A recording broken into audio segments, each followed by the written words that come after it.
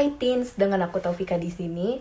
Teens, adaptasi teknologi yang terjadi kan semakin maju dan tentunya banyak nih para industri yang melakukan eksploitasi dengan cepat.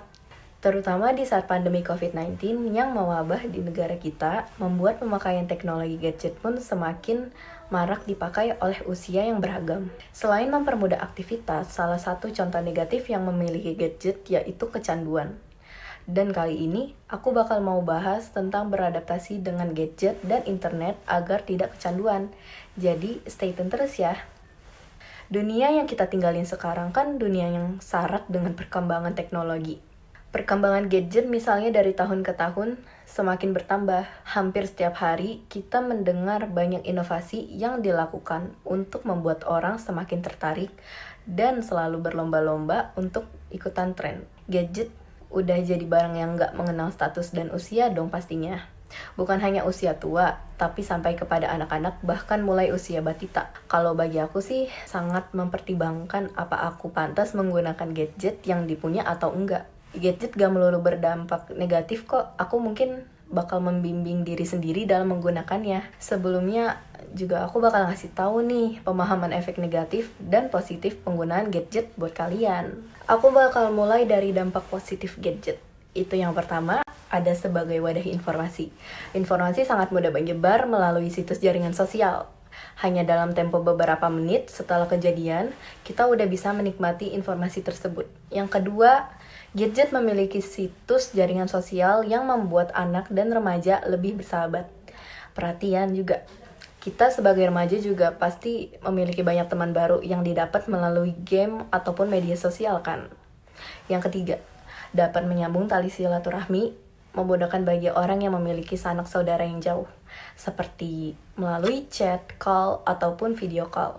Dan beberapa dampak negatif itu ada yang pertama, susah bersosialisasi dengan orang sekitar. Yang kedua, mengurangi kinerja. Yang ketiga, maraknya kejahatan dunia maya. Yang keempat, menatap gadget dengan waktu yang lama juga akan merusak kesehatan mata dan kulit. Sebenarnya, sebab ketagihan gadget adalah dopamin. Apa sih dopamin? Hormon yang ngebikin rasa bahagia di dalam diri kita. Pas kita ngebuka Instagram misalnya, komen yang diterima, bertambahnya jumlah pengikut, itu bakalan ningkatin produksi hormon ini.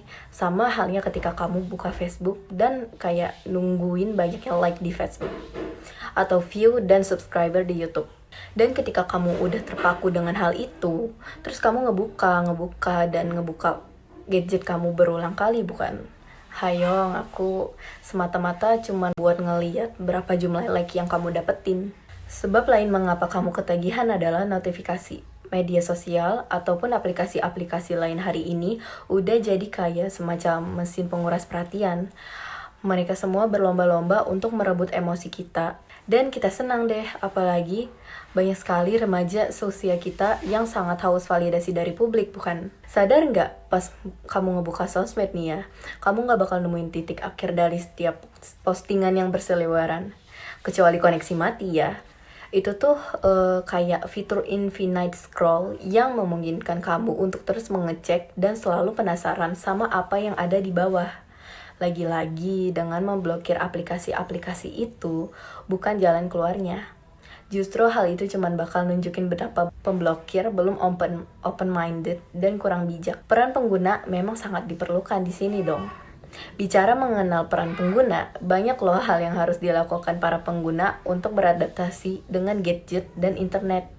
Misalnya, yang pertama, matikan notifikasi. Setidaknya ada 10 aplikasi di HP kita.